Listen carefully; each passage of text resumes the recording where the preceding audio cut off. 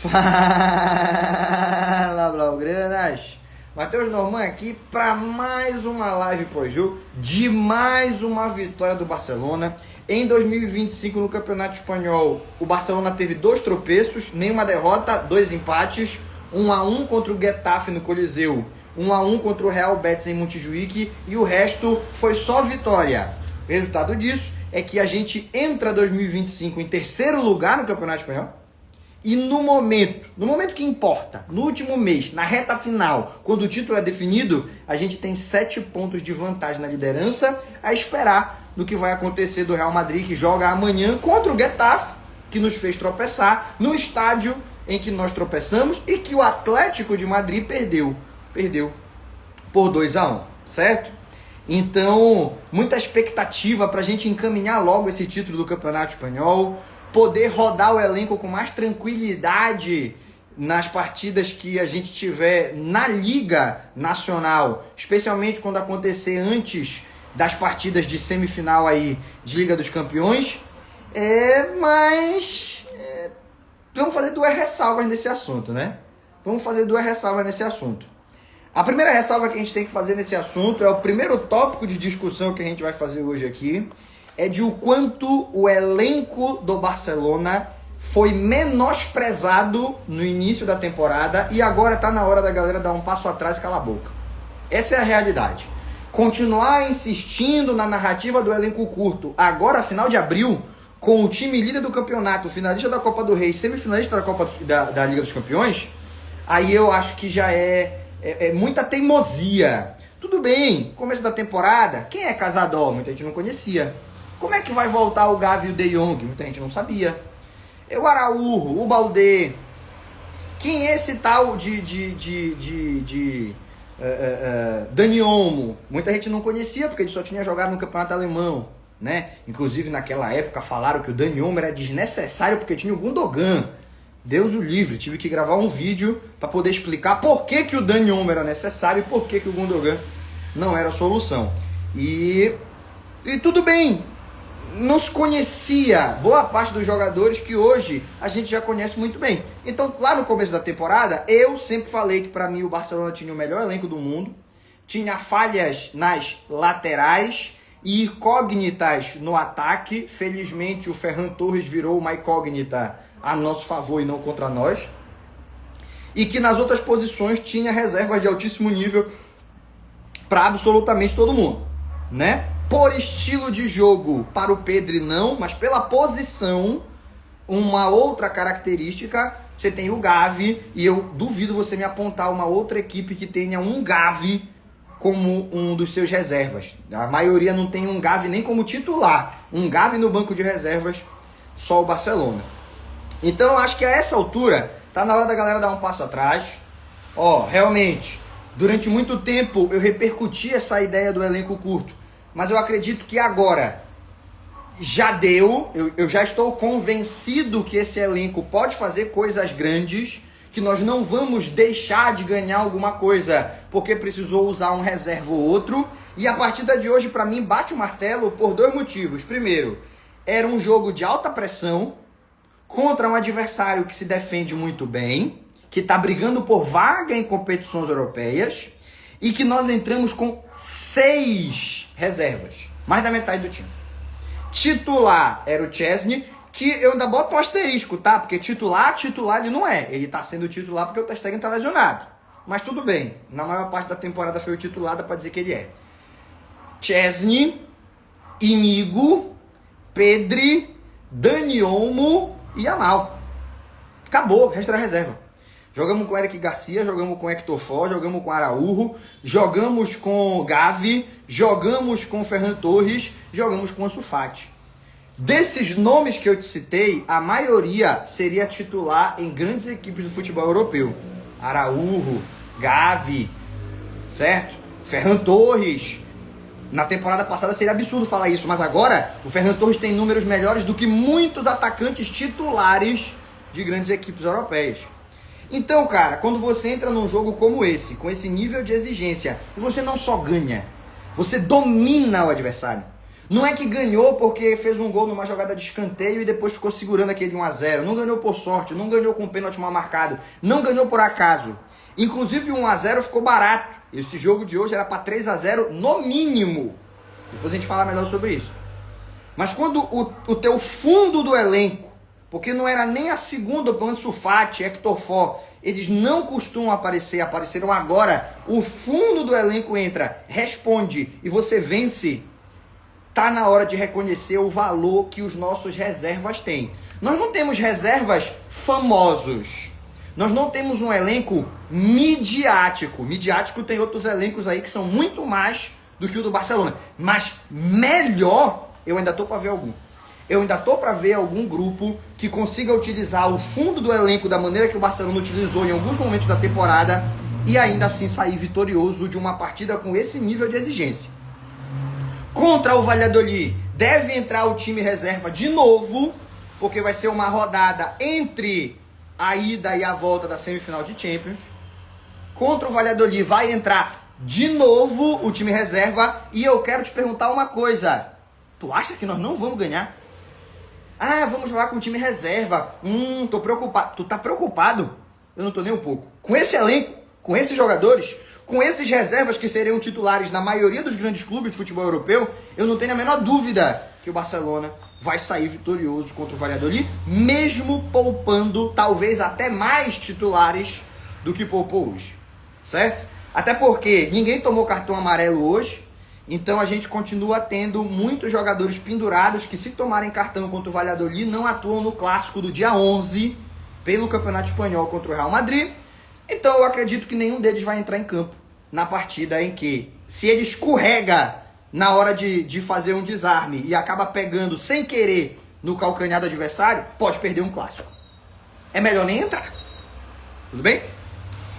Feita essa mistura de desabafo com análise, porque eu acredito que durante muito tempo eu escutei de muita gente, especialmente torcedores do Barcelona, que esse elenco não iria competir, que esse elenco era curto demais, que a gente estava ali nos 2, 3 primeiros meses competindo e ganhando jogos, mas que em breve a gente ia sentir a falta de elenco. E muita gente me disse, quando teve aquela baixa de nível em novembro, que era falta de elenco. Tá vendo? Avisei! Falta de elenco. E hoje eu me sinto vingado, porque não só discordaram, em alguma proporção eu acho que a galera tava até sendo um pouco desrespeitosa, como se eu não acompanhasse o time, é iludido, é clubista, só fala bem. Eu achei um pouco de desrespeito e eu acho que a essa altura tá na hora da galera que achava que a minha análise era 100% clubista entender que realismo também pode ser positivo. Nem sempre o realismo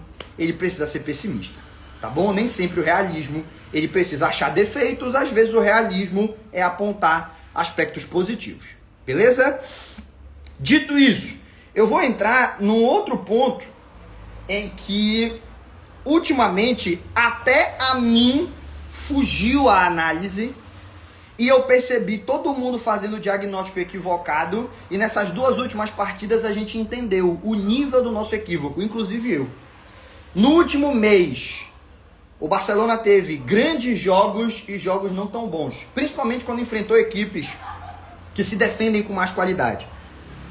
Equipes que você precisa de uma precisão muito grande no passe ou no chute para conseguir fazer os gols.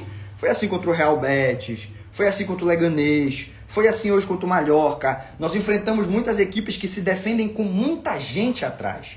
E nós sentimos o peso, evidentemente, de ter que construir oportunidades com espaços mínimos. E o diagnóstico para o Barcelona nessas partidas não ter construído tanto é que o time estava cansado física e mentalmente, que a equipe estava sentindo a pressão de estar chegando na reta final da temporada e precisar ganhar os jogos porque o Real Madrid está fungando no cangote, e também de que faltava precisão. O time está perdendo muito gol e não pode perder tanto gol assim. Está chutando muito e não está fazendo tanto gol. Eu nunca concordei com nenhuma dessas versões, já me manifestei aqui. Eu acho que cansado o time tá, como qualquer outra equipe que está disputando tríplice coroa vai estar. A não ser que você tenha sido eliminado nas oitavas de final, como foi o caso do Liverpool, do Atlético de Madrid, e tá há 2, 3 meses jogando só fim de semana, sem jogar no meio de semana, todo mundo vai estar desgastado. A Inter de Milão está desgastada, o Arsenal está desgastado, o PSG talvez menos, porque disputa um campeonato nacional de nível muito baixo e pode rodar o elenco à vontade, que não vai sentir falta dos titulares. Mas, em geral, tá todo mundo mais ou menos cansado. Eu concordo com essa ideia, eu só não concordo com o diagnóstico, a relação causa e efeito.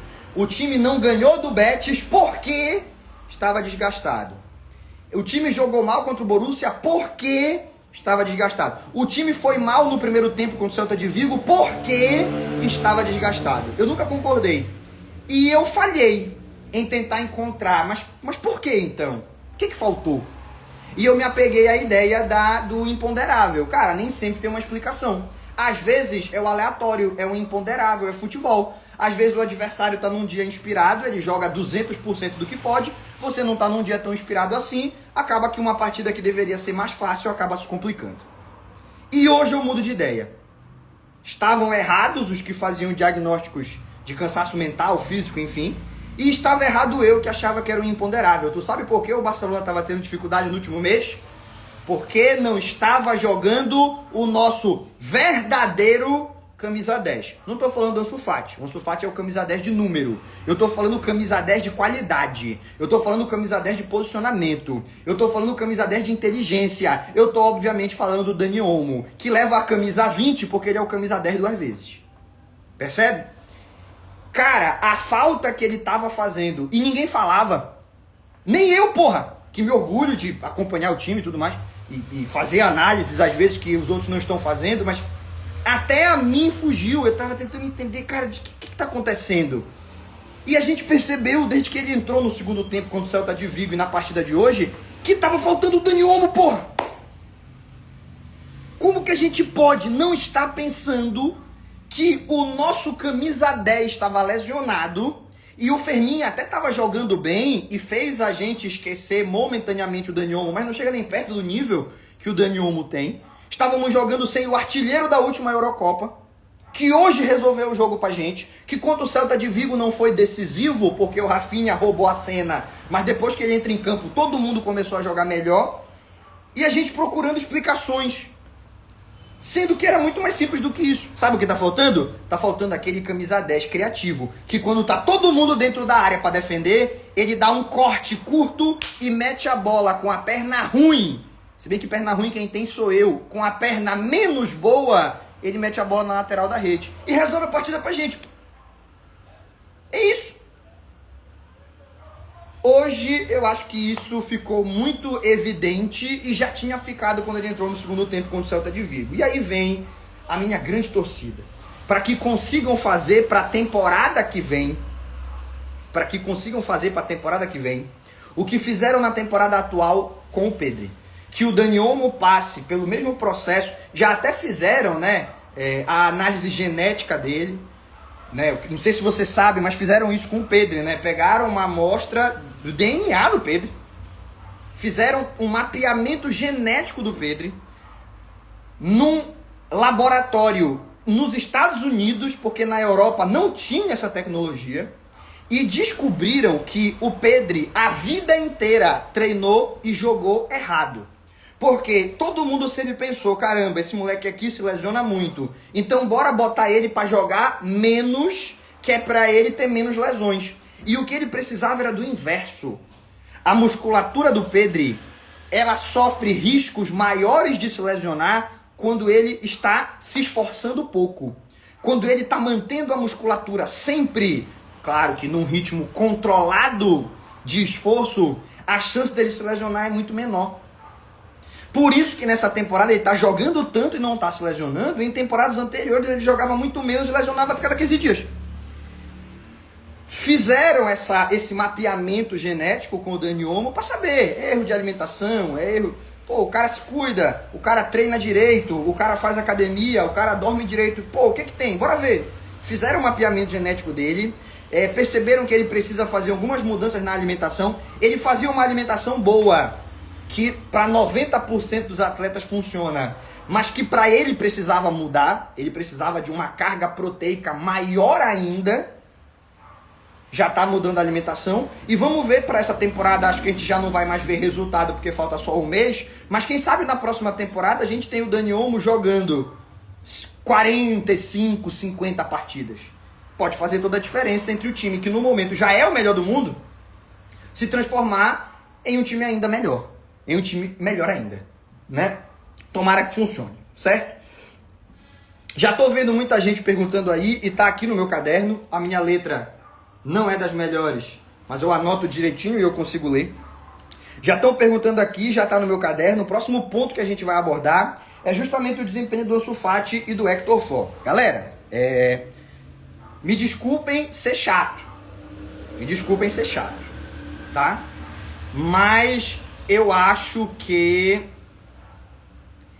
a galera tá se empolgando um pouco além da conta com o desempenho de hoje do Hector Ford e do Ansu Fati.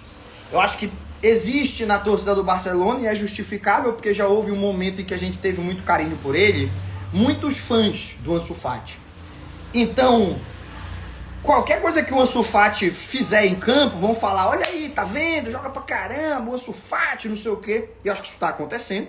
Daqui a pouco a gente vai analisar isso melhor. Mas eu acho que a galera tá falando que ele jogou muito bem. E ele teve uma partida discreta, ele não atrapalhou nem ajudou. Inclusive teve uma oportunidade muito boa para fazer um gol ainda no primeiro tempo e chutou para fora. O passe que ele recebe do Pedri, o zagueiro chega para apressar o chute, mas não consegue fechar o ângulo. Ele podia escolher o que ele quisesse, ou bater no segundo pau, bater no primeiro. Ele tenta o chute de esquerda e manda para fora. Então, eu acho que ele teve um jogo razoável. Foi melhor do que as outras oportunidades dele nessa temporada, porque dessa vez ele não jogou com freio de mão puxado. Contra o Sevilha, partidas em que ele entrou contra o Barbastro, parece que ele entrava de freio de mão puxado, com medo de se lesionar, com medo de se desgastar, com medo de errar. Hoje não, hoje ele veio, assim, na Espanha fala muito enchufado, ele veio muito alerta, atento, com vontade. Né? Ele veio com muita vontade. E isso fez diferença para ele jogar melhor do que nas outras vezes. Mas a gente não pode dizer que ele jogou bem. Foi discreto. Não ajudou nem atrapalhou. Tá. O Hector Ford, aí eu já acho que a galera tem tanta raiva do Gerard Martin, né? Uma parcela grande da torcida, acredito que a maioria, tem uma raiva tão grande do Gerard Martin que se botassem ali um moleque sub-15, iam dizer, tá vendo? Melhor que o Gerard Martin. Se botasse ali eu, que nem canhoto sou e que jogava de atacante, botar eu na lateral esquerda lá, eu tiro uma bola de cabeça, porque eu sou um pouco mais alto do que um ponta no futebol espanhol, eu tiro uma bola de cabeça, tá vendo? Melhor que o Gerard Martin. Então eu acho que estão exagerando bastante o que o Gerard Martin fez hoje. O jogo do Gerard Martin foi, no máximo, razoável. O que aconteceu foi que os equívocos que ele cometeu não nos custaram um gol. Mas, e aí eu convido você a assistir os melhores momentos da partida. Convido você, agora que já passo, esquece a raiva que tu tem do Gerard Martin. Esquece a raiva, eu tenho ódio do Gerard Martin, esquece. E esquece a emoção do jogo, que a emoção do jogo faz você enxergar coisas que às vezes não estão lá. Eu, várias vezes, para vir fazer a análise aqui, eu assisto os melhores momentos do jogo de novo. Porque tem muitas vezes que eu falo na hora que eu tô fazendo, eu faço live durante a partida pros assinantes, né? Eu faço uma análise ali na hora, pô, não pode perder um gol desse, aí depois eu vou ver os melhores momentos fora da emoção da partida, eu percebo, caramba, mas também o zagueiro chega, dá um carrinho, tem outro atrás empurrando, não tem ninguém na área para trabalhar. Realmente, faz sentido ele chutar para fora. Enfim, né? Às vezes tu muda de ideia quando tu tá vendo novamente fora da emoção da partida. Se você olhar só os melhores momentos, você vai ver que as 3 jogadas perigosas do Mallorca na partida foram construídas por erro de posicionamento do Hector Ford. Faça esse... Não discorda de mim ainda, pô. Tu ainda nem assistiu? Calma. Assiste. Vai lá. Faz o que eu tô te falando. Olha pro Hector Ford nos 3 lances que vão aparecer nos melhores momentos, qualquer compacto que tu quiser assistir, se tu mora em Angola, Moçambique, Cabo Verde, certamente tem no YouTube algum compacto para você assistir. No caso do Brasil é no canal da ESPN. Vá lá no YouTube, assista. Olhe a posição em que o Gerard Martins se coloca dentro da partida e veja como se construiu muito fácil jogadas em cima dele. Tá? Eu acho, inclusive, que a diferença entre o gol que a gente tomou pro Celta de Vigo. A gente tomou um gol pro Celta de Vigo numa falha de posicionamento do Gerard Martins, né? A diferença que teve entre esse gol que a gente tomou e o gol que a gente não tomou hoje, logo no primeiro minuto de partida, foi que o Chesney conseguiu sair para cortar o cruzamento. Foi isso. Porque naquele jogo contra o Celta de Vigo, o Chesney sai errado, a bola termina no pé do Borja Iglesias, hoje a bola ia terminar no pé do Larin, só que ele conseguiu sair certo. Então, o Hector Ford não jogou bem, defensivamente. O que ele demonstrou, e aí ele demonstra mais do que o Gerard Martins, é habilidade no campo ofensivo. Ele com a bola no pé, ele consegue fazer tabelas com mais velocidade, ele é mais rápido com a bola no pé, ele arrisca mais, o Gerard Martins tem um pouco de medo de se projetar no ataque, o Hector Ford não, ele vai para dentro dos caras. Então ele tem valências ofensivas que justificam a galera ter se empolgado com a partida dele. Mas você me dizer que ele jogou muito bem, como tem gente falando, jogou pra caramba o Hector Ford, meu Deus, que jogada, que partida maravilhosa, o Hector Ford não pode mais sair do time. Aí, calma, não foi bem assim, tá? Ele teve bons momentos no ataque, maus momentos na defesa. Eu acho que para um jogador de 18 anos é o normal, especialmente jogando com a perna trocada, porque ele é lateral direito, mas ele estava atuando pela esquerda, e a gente precisa ter um pouco mais de tranquilidade na hora de fazer essas definições, né? Essas opiniões definitivas. O Hector Ford tem que jogar a final da Copa do Rei. Eu prefiro que não. E o Gerard Martins contra o Celta de Vigo foi triste, foi muito ruim o jogo dele. Eu acho até que ele sentiu a pressão do jogo. Contra o Borussia, eu acho que ele foi vítima de algumas críticas injustas, porque eu não vi ele cometer grandes erros contra o Borussia. Eu acho que contra o Borussia ele foi discreto. O gol que a gente toma, que a galera coloca na costa dele, é a culpa do Araújo. A bola chega no pé do Araújo para ele cortar para lateral, ele dá de presente pro Guirassy. A galera tentou colar na costa do Martins, eu acho que não. Contra o Celta de Vigo ele foi muito mal. Atacando e defendendo, muito inseguro nos dois. Eu acho que ele sentiu a pressão do jogo contra o Celta de Vigo. Ele foi muito atacado pelo Celta de Vigo e ele ficou um pouco ansioso. Então, também é complicado da gente achar que a gente pode ir para uma final com o Gerard Martins. O ideal seria a recuperação do Baldé, mas não parece que vai acontecer. Para o jogo de ida contra o Inter de Milão, parece que vai acontecer. Bem provável que o Baldé esteja de volta. Mas, para a final da Copa do Rei, eu vou trazer aqui uma solução que eu ainda não vi ninguém falando, mas que na partida de hoje, eu já pensava nela há muito tempo e na partida de hoje eu tive certeza. Por que não tentar o Eric Garcia na lateral esquerda? Vocês viram o jogo que o Eric Garcia fez hoje na lateral direita? Me diz um lance que ele perdeu. Um erro que ele cometeu. Ainda deu assistência pro gol, pô.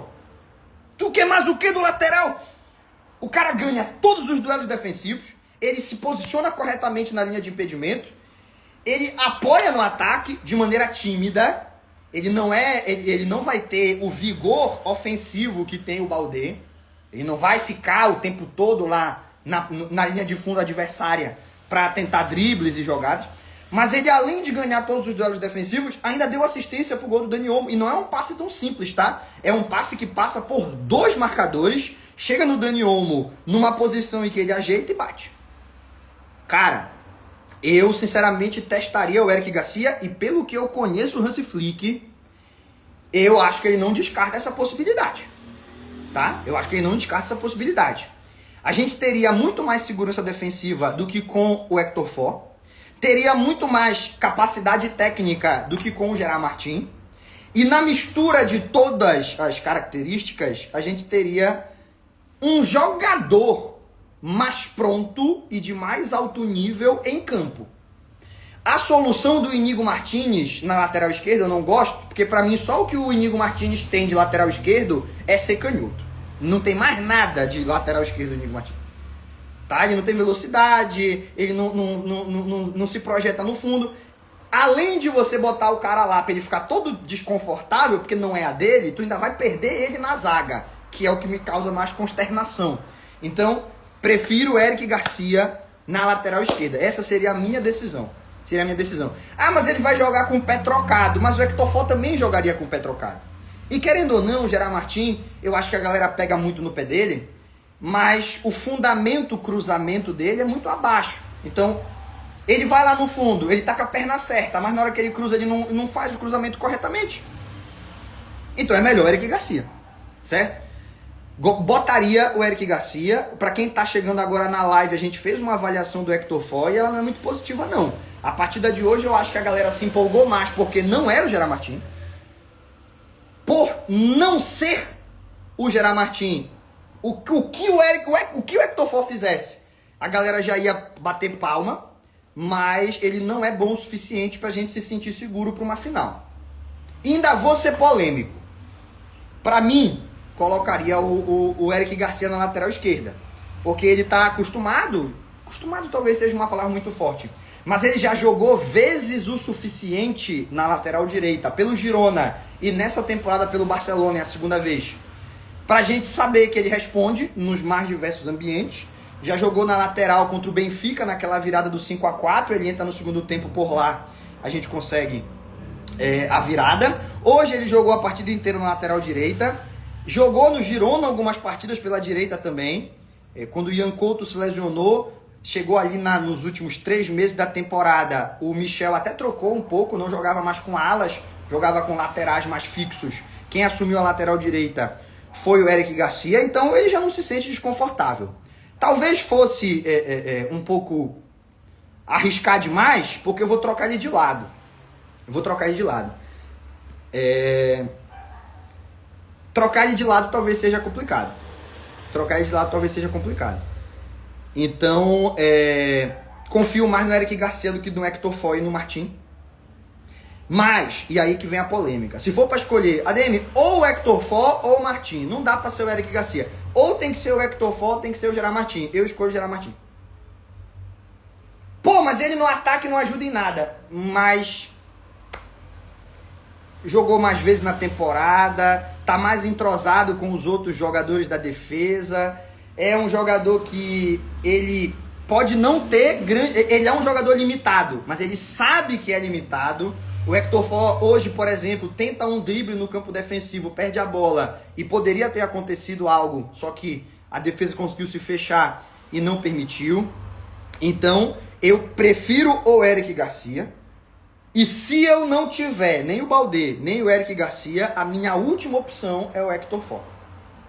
Tá? A minha última opção é o Hector Ford, porque ele jogou muito pouco. Muita gente fala, pô, mas ele tá sem ritmo. Ele não tá jogando tão bem porque ele tá sem ritmo. E tu vai botar o cara sem ritmo pra jogar uma final? Aí não dá, né? Aí não dá. Botar o cara sem ritmo pra jogar uma final? Não tem condições. Então, esse jogo de hoje não me empolgou nadinha o Hector Ford. Só que eu não tô condenando a carreira dele, tá? Não tô condenando. Porque, pra mim, é um jogador muito talentoso. Pra idade, ele tá acima da maioria dos moleques da idade. Tu pega um lateral de 18 anos, não dá meio Hector Ford, esmagadora maioria. No entanto, ele ainda é um jogador em formação. Ele ainda é um jogador que precisa se desenvolver em várias facetas. O que o Hansi Flick vai fazer, a gente vai descobrir ao longo da semana. Vamos acompanhar treinos, vamos acompanhar entrevistas. Certeza absoluta nós só vamos ter no sábado. Mas tá aí a minha opinião. Beleza? Vamos pro próximo ponto aqui. Deixa eu pegar aqui as minhas anotações para saber o que a gente tem que falar a seguir. Isso aqui é importante. Galera, eu sei que a gente sempre quer, eu sei que a gente sempre quer encontrar uma explicação para tudo, né? O ser humano, ele é assim desde a Grécia Antiga, vocês sabiam? Não sei se vocês sabiam, mas o mito na Grécia Antiga nada mais era do que uma explicação sobrenatural para o que a ciência ainda não conseguia explicar. Então, pô, tem uma cratera aqui no chão. Mas de onde que veio isso? Eu quero saber. Eu quero uma explicação. De onde veio essa cratera? Só que eu não tenho conhecimento científico para ir lá explicar. Aí o que o grego fazia? Ele inventava um mito. Ele inventava uma explicação sobrenatural. Ah, já sei, sabe o que foi? Hércules, frustrado, deu um soco no chão, abriu essa cratera. Ah, é verdade, né? Que Hércules era forte. Pois é, pô, tô te falando. Beleza? Então, o ser humano, desde antes de Cristo, ele tem a necessidade de explicar tudo. Mesmo quando ele não faz a menor ideia do que ele está falando. Ele inventa uma explicação se for necessário, porque ele quer uma explicação. Resultado, o que eu quero dizer com isso? Muitas vezes no futebol, as coisas não têm explicação. E a gente quer explicar. Sabe? Muitas vezes a gente tenta criar uma teoria que satisfaça a nossa necessidade de entender os acontecimentos, quando na verdade simplesmente aconteceu. Tem dia que é noite. O imponderável e o aleatório fazem parte do esporte. E do esporte futebol, mais ainda do que qualquer outro. Por que eu estou falando isso? Porque eu vi algumas pessoas reclamando que o Barcelona perdeu muito gol. Pô, o Barcelona também perdeu muito gol. Se perder tudo isso de gol contra a Inter de Milão, não vai ganhar. Cara, é o imponderável e o aleatório. O goleiro dos caras hoje virou o Neuer, pô. O goleiro dos caras hoje parecia o Neuer no auge. Ele tinha 8 braços, ele tinha mãos. Não era uma só, não, eram várias mãos. E aí, velho, tu tem que aceitar que às vezes um jogador que não é um grande jogador, em um jogo especificamente, ele atua como se fosse. E não dá pra explicar taticamente por que aquele chute do Dani Olmo não entrou. Um foguete que ele pega de primeira no primeiro pau, que 90% das vezes, até quando bate na mão do goleiro, entra. E ali pegou na mão do goleiro. Continuou, mas quicou e saiu. Cara, eu vou explicar como. O que o Dani Olmo tinha que ter feito? Não, ele tinha que ter batido mais baixo. Não tá. Tem coisas que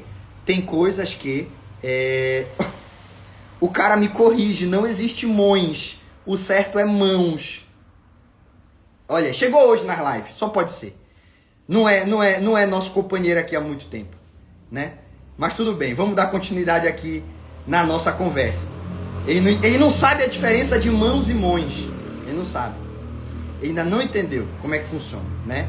Mãos é isso aqui. O que aquele goleiro fez lá é ter mãos, que é outra parada. Ele tinha mãos. Quem tem mãos somos nós. Aquele goleiro tinha mãos, tá? Não questione a nossa sabedoria aqui na live do Blogueiro Brasileiro. Tá bom? Realmente, hoje tá calor pra caramba. O pessoal fala que eu devia ter botado um ventilador e eu concordo com você. Dito isso, meus amigos, retomando aqui o nosso raciocínio, brincadeira feita. Não é isso?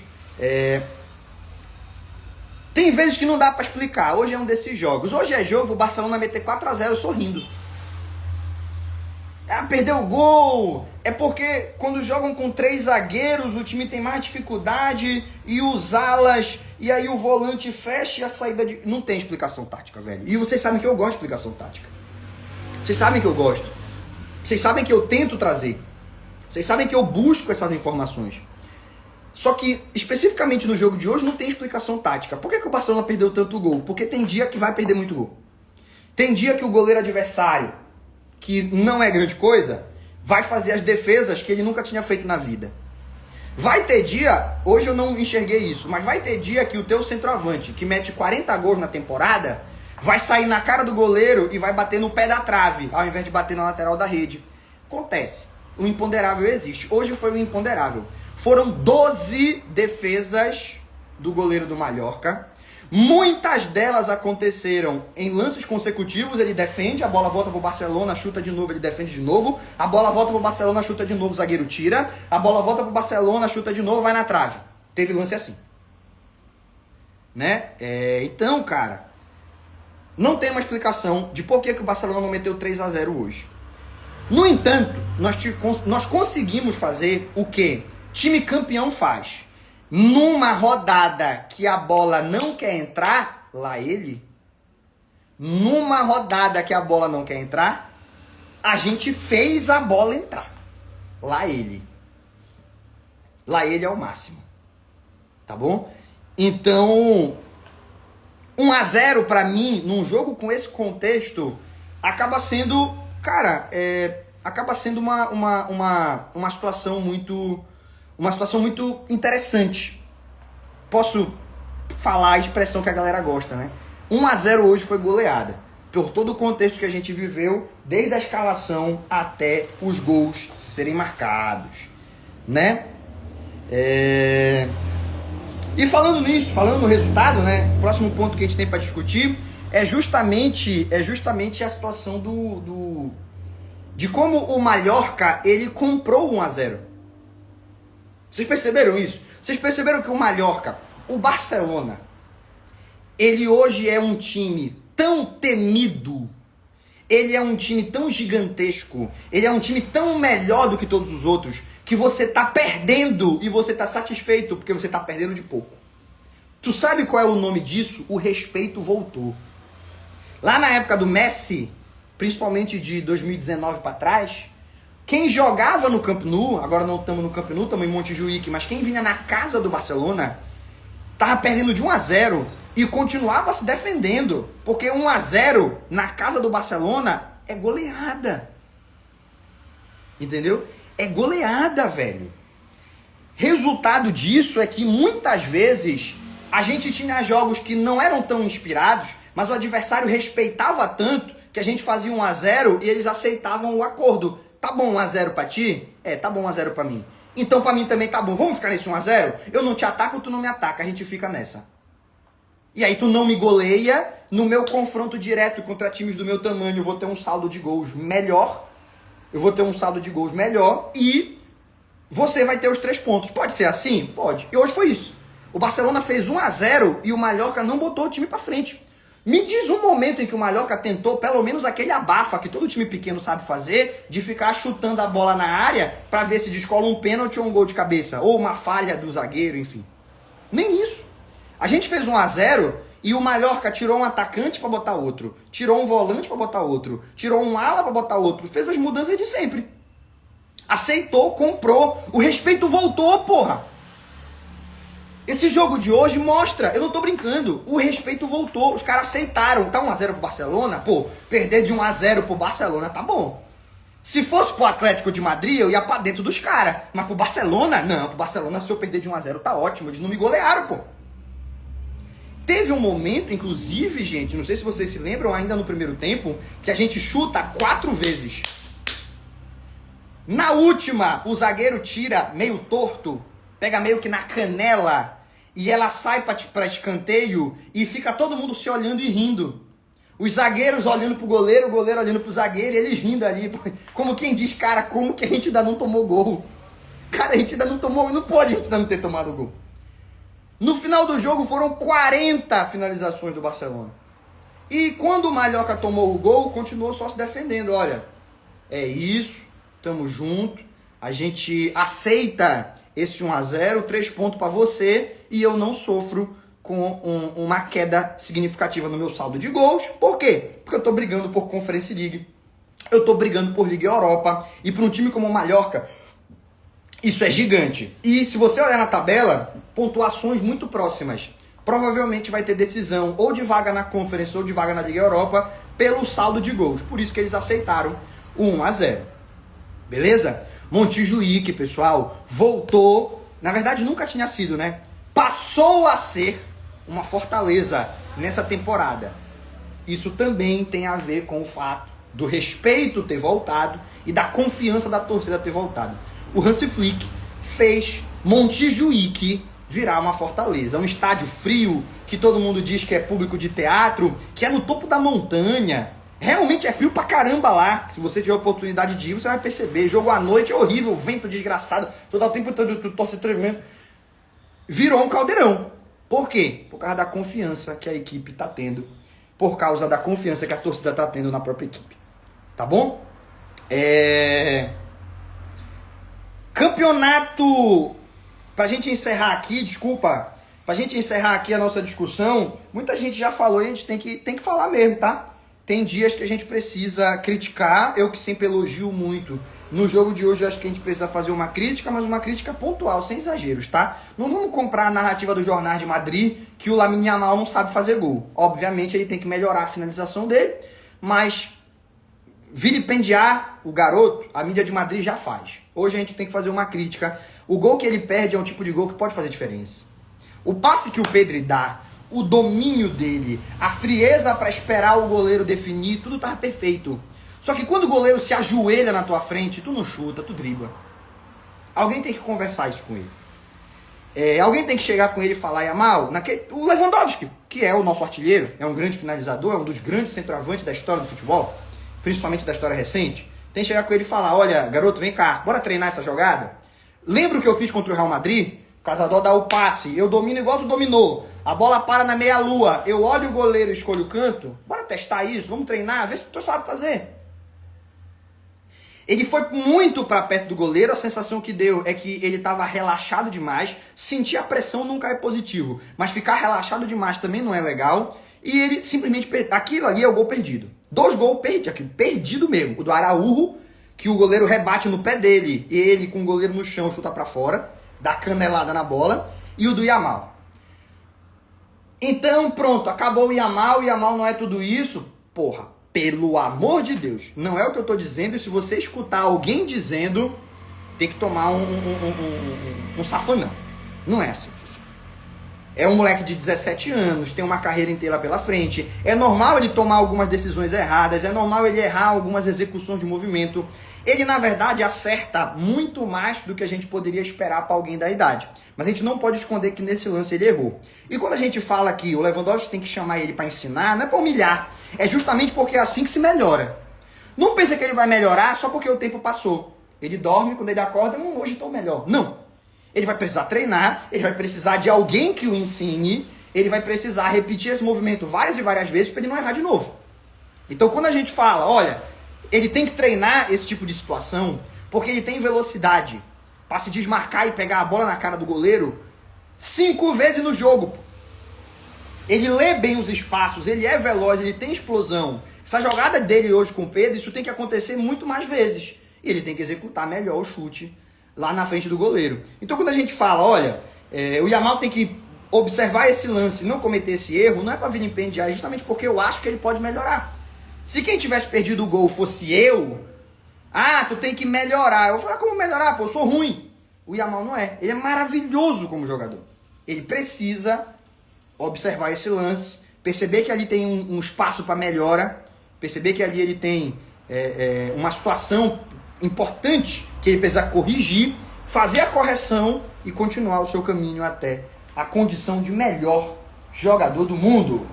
Beleza? Meus amigos, antes de eu ir para as perguntas e respostas que vocês mandam aqui, cara, tem um maluco tão chato na live que ele conseguiu irritar o cara de cachorro. Isso eu nunca tinha visto. Gente, olha o que aconteceu. O cara é tão chato que ele conseguiu irritar o cara de cachorro. O cara de cachorro, pra quem não sabe, é o personagem que vem aqui em todas as lives pra encher a paciência da galera. A gente já tá acostumado com ele. Mas hoje apareceu um cara que é tão chato que até o cara de cachorro falou, meu irmão, pelo amor de Deus. Cara, olha, eu aplaudo o indivíduo que teve essa capacidade, viu? Porque você conseguir, você conseguir tirar do sério o cara de cachorro, é porque o teu nível de chatice, ele é absolutamente inalcançável. Então, meus parabéns, eu não vi o nome, mas meus parabéns aí, porque, olha, eu sinceramente estou impressionado, né? Dito isso, um abraço aí pro Dogface, um abraço aí pro nosso amigo, agora ele sumiu da live, não sei se ele se sentiu constrangido de ser tão enjoado, mas um abraço para ele também, não tô mais vendo o nome dele. E vamos dar continuidade aqui na nossa live com um detalhe, pessoal. Perguntas aqui na caixinha, eu vou já responder, mas antes eu quero trazer algumas informações que não são do jogo, mas que são importantes para a temporada. 2. Primeiramente, falecimento do Papa, né, que infelizmente era um Papa que... Eu sou católico, a minha esposa também. a gente tinha um respeito muito grande por ele, por qualquer papa que exista, mas ele tinha uma personalidade diferenciada. Infelizmente, né, faleceu o papa, isso teve consequências esportivas, né? A consequência esportiva dentro do campeonato italiano é que estabeleceu-se um luto até sábado, que é quando vai acontecer o funeral, né? O que vai fazer com que o jogo da Inter de Milão contra a Roma, que deveria ser no sábado, agora vai acontecer no domingo. A Inter de Milão vai ter um dia a menos de descanso e um dia a menos de preparação para visitar o Barcelona em Montjuïc, tá? O sábado, que era para o jogo acontecer, agora é luto, não pode ter evento esportivo. A Inter de Milão fez um pedido para a federação, conversa com os caras, conversa com o porque é uma medida do governo, tá? Não é o campeonato, não, o governo parou tudo, o governo italiano. Não, bora lá, libera pra nós, 9h30 da noite que seja, 9 da noite, 8h45, quebra um galho, vamos jogar Champions. E os caras falaram, não quero saber de Champions, é luto pelo Papa. E não teve conversa, vamos jogar domingo. O horário ainda não tá definido, mas provavelmente vai ser domingo à tarde. De uma forma ou de outra, o Barcelona vai ter um dia a mais de descanso e de preparação. E eu tenho duas curiosidades aqui. Na última vez que a Inter de Milão e o Barcelona jogaram, numa semifinal de Liga dos Campeões, ano de 2010, aconteceu um fato totalmente fora do contexto esportivo e do controle de qualquer gestor ou administrador, que mudou completamente a preparação pré-jogo do Barça. Teve um desgraçado de um vulcão lá na Islândia que entrou em erupção, ficou um fumaceiro desgraçado no céu europeu, o Barcelona não pôde ir jogar contra a Inter de Milão de avião, teve que ir de bonde, pegou um bondezinho e foi dirigindo, um desgaste muito maior, ao invés de ser uma viagem de 2 horas, vira uma viagem de quase 2 dias, horrível, né? Um desgaste gigantesco, o time chega lá, perde 3-1. É claro que a gente não pode dizer perdeu só por causa disso, mas afeta. No esporte de alto nível, até se tu brigou com a tua esposa antes de jogar, faz diferença. Imagina tu não poder ir de avião, ter que ir de ônibus, né? Então foi assim, foi tenebroso. E a volta foi de ônibus também. Então desgastou na volta também. Agora é o contrário. Quem vai ter um fato totalmente fora do âmbito esportivo que dificulta a sua preparação é a Inter de Milão. Ela vai visitar Montjuïc com um dia a menos de preparação e de descanso. E repito, se no esporte de alto nível, cara, um dia você acha que não faz diferença, reveja. Um dia faz muita diferença, principalmente para uma equipe como a Inter de Milão, que eu vejo muita gente fazendo cálculo de minutagem. Porque o Pedro jogou tantos minutos e o Barella não. Porque o Bastoni jogou tantos minutos e o Koundé... Tu não pode ignorar o fato de que 3.500 minutos para um moleque de 22 anos, como é o Pedro, é totalmente diferente de 3.500 minutos para um veterano de 36, 37, como é o Mkhitaryan. E um time muito envelhecido, ainda é um time bastante envelhecido, né? Um dia a menos de descanso pode fazer diferença. Pode sim, tá? E aí eu trago um outro dado. Esse daqui não tem nada de elemento físico, é 100% superstição. Eu não sou supersticioso, mas eu sou um pouco esticioso. E como eu sou um pouco esticioso, eu acho que é um dado que vale a pena trazer. Que é o fato de que o Barcelona, na sua história, jogou 4 vezes enquanto um conclave papal acontecia. Isso aqui é coincidência de maluco, mas eu acho bacana, eu acho legal. Quero trazer para vocês. O Barcelona jogou 4 vezes enquanto um conclave papal acontecia. Em todas essas 4 vezes, o resultado foi o mesmo. O Barcelona ganhou de 4-0. A última vez foi aquela remontada contra o Milan na Champions. Um time de Milão na Champions. O Milan, não sei se você lembra, ganhou de 2-0 na ida, e aí na volta o Barcelona meteu 4-0 e passou. Né? Foi nas quartas de final, passou para as semis. E todas as vezes que o Barcelona jogou durante um conclave papal, ganhou de 4-0. Resta a gente saber quando que vai ser o conclave. Né? Resta a gente saber quando que vai ser o conclave, porque pode ser quando vai rolar a final da Copa do Rei. Acho difícil, porque ainda vai estar no funeral do Papa. Mas pode ser na ida das semis, pode ser na volta das semis. Esse negócio de conclave não é, de meio-dia a gente entra, 1 hora termina. Não, demora dias, às vezes semanas. E sempre o Barcelona, sempre que teve uma troca de Papa, desde que o Barcelona foi fundado, ele jogou enquanto um conclave papal acontecia. E a gente sempre ganhou de 4-0. Tomara que isso se repita, a gente jogue... que o conclave aconteça na ida, a gente meta 4-0 em Montjuic e vá para Milão para tocar bola. Obviamente isso não tem nada de científico, não é opinião, não é análise, é só um dado que eu achei interessante, né? É só um dado que eu achei interessante e resolvi trazer para vocês. Espero que vocês tenham gostado, eu achei maravilhosa essa curiosidade. Né? Para quem não sabe o que é conclave, tem muita gente perguntando, o que é conclave? Não sou católico, o que é conclave? É o seguinte, Papa falece, ou num caso único na história, o caso do Bento XVI, ele pede para deixar de ser Papa, não se sente mais, preparado para ser Papa, ele pede para deixar de ser Papa, e aí será escolhido outro.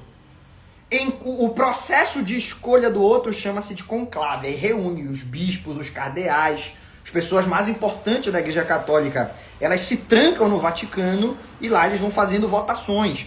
E para quem não lembra, né, isso é mais uma curiosidade, não tem nada a ver com esporte, mas a gente já entrou nessa vereda, então eu quero terminar. Eles anunciam se o Papa foi escolhido ou não, soltando fumaça no fim do dia. Se a fumaça for branca, já escolheram o Papa. Se a fumaça for preta, é porque o Papa ainda não foi escolhido. É tipo isso. Eles nem vão lá fora, escolheu. Não, eles acendem uma fogueira e a cor da fumaça é um sinal para quem tá lá fora. Escolheram, não escolheram, né? Curiosidades apenas. Vamos para as perguntas e respostas? Tem muitas aqui. ADM, o Hector For, ele tem características... Vou passar essa moto aí, gente. ADM, o Hector For, ele tem características que se assemelham mais ao Baldé. Eu acho justo ele ganhar a titularidade. O que você acha? Eu concordo que as características são mais parecidas. Ele é mais ofensivo. Ele ataca bem melhor do que o Gerard Martin. Eu tenho preocupações defensivas com ele. Eu acho que ele defende pior que o Gerard Martin. Tá? Muita gente, tipo assim, tira o Gerard Martin como se ele fosse um jogador de várzea. Não é o caso. Ele tem limitações, mas no quesito defensivo ele é melhor do que o Hector For. E é claro que isso pode mudar com o tempo. O Hector For é muito novo, enfim. E eu, sinceramente, eu acho que já dei minha opinião mais cedo. Pra mim, jogava o Eric Garcia na lateral esquerda. Né? Jogava o Eric Garcia na lateral esquerda. Mas, se for pra escolher Gerard Martin ou Hector For, eu escolho Gerard Martin. Ah, tu acha ele bom? Não é o caso. É porque, olhando pros dois jogadores, eu acho que um tá mais pronto pra enfrentar uma final. Não só por esses detalhes táticos e de característica, mas também pelo aspecto físico. O Hector For é uma substituição garantida, porque com 10 minutos do segundo tempo ele cansa. Toda vez foi assim. O Hector For, temporada passada com o Xavi e nessa temporada com o Flick, quando chega no segundo tempo, ele não consegue mais jogar.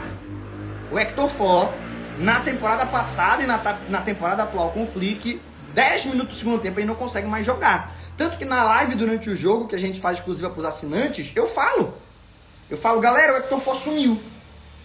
Já tem um tempão que ele não vai na linha de fundo, já tem um tempão que ele não consegue um desarme, que ele não encaixa uma pressão, já tem um tempão que ele parece que morreu em campo, ele está desgastado. Depois que eu falei isso, tem aquela jogada que ele tenta um drible, e aí ele não consegue, mas ele tenta. E depois ele realmente sumiu, não conseguiu mais fazer nada a partida inteira. E isso tem a ver com o preparo físico dele, que ainda é um pouco limitado. É compreensível pela idade, eu não estou questionando ele. Eu não tô crucificando ele, melhor dizendo. Não tô. Mas é um elemento que tem que ser levado em consideração na hora que você vai escolher quem vai entrar. Não é que o Hector Fall é muito melhor que o Gerard Martin. Eu acho que eles se equivalem muito, cada um na sua característica. E o Hector Fall tem uma desvantagem, tem um handicap. Ele é uma substituição que eu vou ter que fazer. Com 10, 15 minutos do segundo tempo, eu tenho que tirar o Hector Fall, porque ele não aguenta mais jogar. Reparem bem, com certeza vocês vão conseguir perceber o que eu estou falando. Né? ADM, Lewandowski e Baldé tem chance de jogar contra a Inter? O Baldé tem muita chance de jogar contra a Inter. Inclusive a previsão, a princípio, era que ele jogasse contra a Inter de Milão. É o que eu falei até na live pré-jogo, né? A galera parece que toda vez que tem uma lesão em jogador do Barcelona, eles dão um prazo mínimo e um prazo máximo. O mais otimista e o mais pessimista. E a galera toma como verdade sempre o prazo mais pessimista. Então, se falarem que o prazo mais otimista é 2 semanas e o prazo mais pessimista é 3, todo mundo vai fazer conta com 3. E não é assim que funciona. Porque existe o prazo mais otimista, o mais pessimista e no meio do caminho o mais realista. Que é ele não demorar o máximo que se costuma demorar e nem o mínimo. Então, se o Baldé vivesse uma recuperação em que ele pudesse voltar no prazo mínimo, ele jogava a final contra o Real Madrid. Infelizmente não vai ser o caso.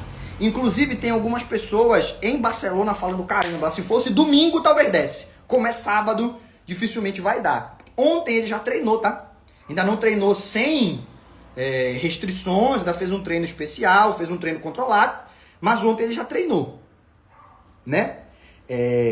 Contra o Real Madrid eu acho que vai ser muito em cima. Eu não acho que ele vai jogar contra o Real Madrid na final da Copa do Rei. Mas contra a Inter de Milão eu tenho certeza que ele vai jogar. Por quê? Ontem ele já treinou.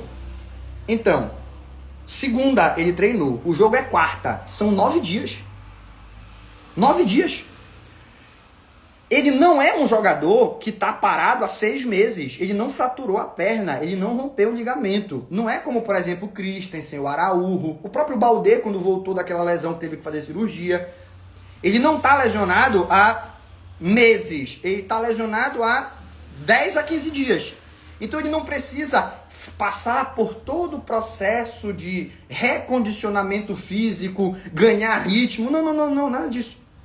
Só o que ele precisa fazer é estar recuperado para voltar a jogar. E isso, daqui até lá, não é possível. Não é possível que ele voltou a treinar segunda-feira e 9 dias depois ele ainda não tem condições de entrar em campo.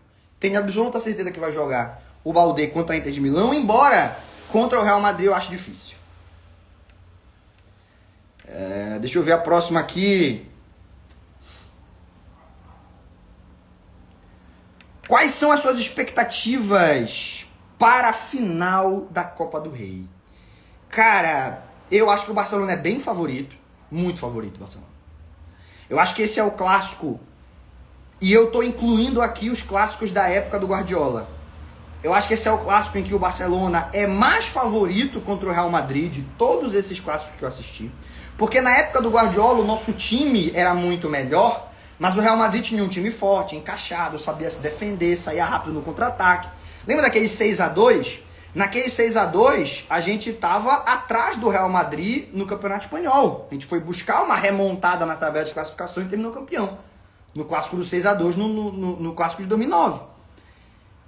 Então, mesmo na época do Guardiola, a gente era mais time, mas o Real Madrid era muito forte.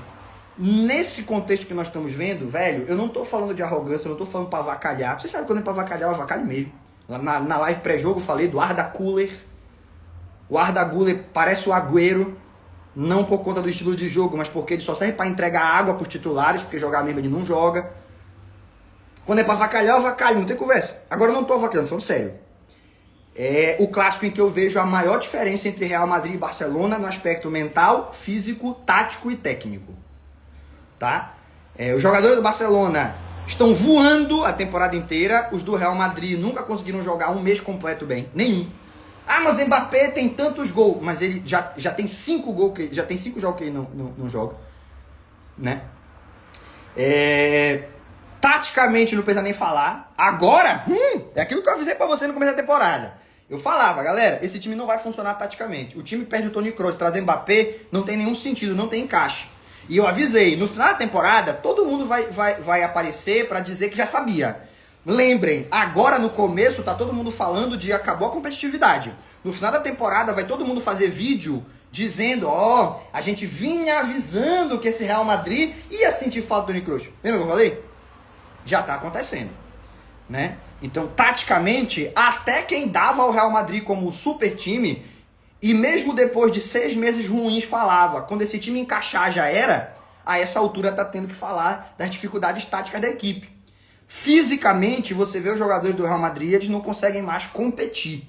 Pegou o time reserva do Bilbao e só o Vinícius Júnior estava ganhando um ou outro duelo. E, por fim, mental. O Real Madrid joga amanhã contra o Getafe. Se eles conseguirem uma vitória, talvez eu retire isso. Embora não 100%. Porque a eliminação da Liga dos Campeões é uma marca que vai ficar. A expectativa que eles criaram de remontada foi muito grande. E o baque que eles sofreram ao não chegar nem perto, perder o segundo jogo. Não só não remontar, perder o segundo jogo. Foi muito grande. É uma marca que eles vão carregar até o último jogo da temporada. Mas amanhã pode ser, cara, uma marca ainda maior. Imagina, o Barcelona tá 7 pontos à frente. Getafe não é um time fácil de ganhar, principalmente no Coliseu. Tu vai lá, se esforça, se desgasta, busca o gol, empata 0-0. Irmão, 6 pontos atrás. Eliminaram da Champions. O tanto que esses caras vão pegar porrada da própria torcida, como já estão pegando. Mbappé apareceu no telão, foi vaiado no Bernabéu. Vinícius fez o gol, que depois foi anulado. Mas no momento ali não marcaram nada. Foi o VAR que anulou depois. Ele nem comemora, porque a torcida passou o jogo inteiro vaiando ele. Mentalmente o Real Madrid está destruído. E amanhã a situação pode piorar. Reúne tudo isso. Para mim, por ser clássico... 65-35. 65% de chance pro Barcelona, 35% pro Real Madrid. Por ser clássico. Se fosse qualquer outro time, se fosse o Atlético de Madrid vivendo essa situação, que o Real Madrid tá vivendo agora, de pressão, de desgaste físico, de desgaste emocional, dificuldade tática, era 75-25. Por ser clássico, 65-35. Tá bom?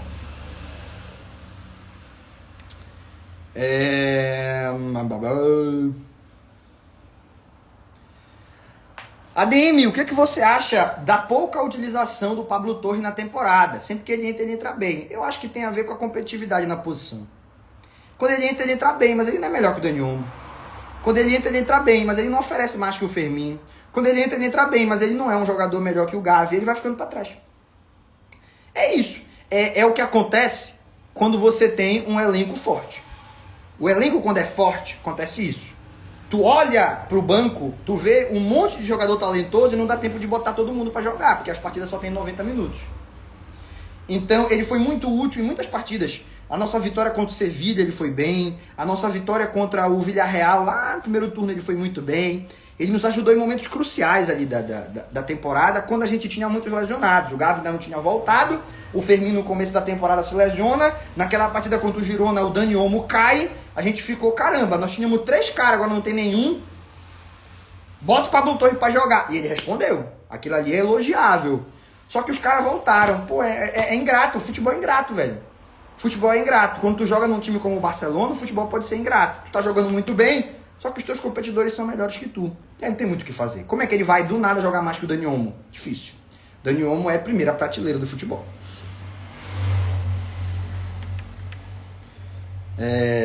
Deixa eu ver a próxima. Deixa eu ver mais uma. Muita gente falando aqui de contratações, muita gente me perguntando de bastidor. Lembrando que nessas lives aqui a gente tenta manter as perguntas, eu escolho as perguntas que eu vou responder baseado em quanto elas se relacionam com o momento. Por exemplo, jogo contra o Mallorca. Quem perguntar do jogo eu respondo. Daqui a pouco tem final da Copa do Rei. Quem perguntar eu respondo. Faz sentido, né? Mas às vezes são perguntas que não tem a ver com esse contexto aqui específico, eu acabo pulando. Só tem um detalhe. Para quem gosta desse bate-papo, dessas lives, dessas conversas, quer ter acesso a mais lives, mais conversas, mais bate-papos, é só você assinar o nosso conteúdo premium, o Clube do Blaugrana. Paga R$10 no mês, aí você vai entrar no nosso grupo de WhatsApp, você vai ter 2 lives exclusivas toda semana, uma terça e uma sexta. Nessas lives eu respondo todo mundo, só acaba a live quando todo mundo for respondido. Ah, mas e se a live durar 4 horas? Não tem problema, eu só paro quando todo mundo for respondido. Se você não conseguir assistir ao vivo, fica gravado para você assistir quando puder. Desconto em produtos do Barça, tudo isso lá na live. Lá no conteúdo premium, no conteúdo exclusivo, o famoso Clube do Blaugrana. R$10 por mês, não é por live, não é por conteúdo, não é por dia. Paga R$10, ganha um mês inteiro. Aí se eu não gostar, aquele abraço. Não precisa assinar contrato nem nada. E se eu gostar, aí renova, paga mais um mês e vai seguindo com a gente. Tá bom? Não tem muita complicação, não tem muita burocracia. E não tem uma perda muito grande. Ah, não gostei. Pagou só R$10. O que é que tu compra aí com R$10 hoje em dia? Quase nada, né? Deixa eu ver uma última pergunta para encerrar a live aqui. Já falamos do no começo da live, falamos do Ansu Fati, falamos do Hector For. Se você não estava aqui desde o começo, eu vou postar essa live lá no nosso canal no YouTube. É só se inscrever no canal. Você assiste a live na íntegra posteriormente. Mas do jeito que a gente está aqui, eu não posso repetir informações. Eu tenho que pegar uma pergunta que seja inédita e que nos permita finalizar a live da melhor maneira possível. Um amigo aqui fala que o conclave só deve começar depois das semis da Champions. Pô, então que seja na final, né? Se não der para ser na semi, que seja na final e que a gente esteja lá.